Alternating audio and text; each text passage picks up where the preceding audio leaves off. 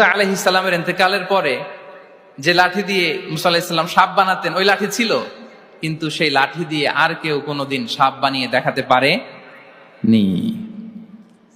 আল্লাহ নবী ঈসা আলাইহিস সালামকে আল্লাহ তাআলা আরো মাইন্ড ব্লোয়িং মুজিজা দিয়েছিলেন, ওয়া উবরিউল আকমাহা ওয়াল আবরাসা ওয়া উহিল মাউতা বিইذনিল্লাহ।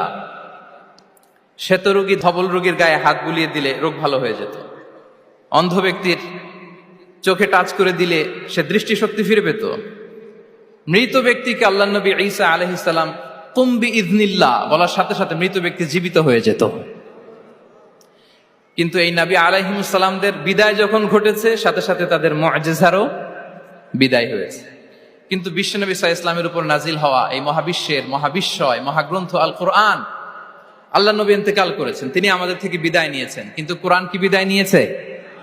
আওয়াজ করে সবাই বলতে হবে, কোরআন কি বিদায় নিয়েছে?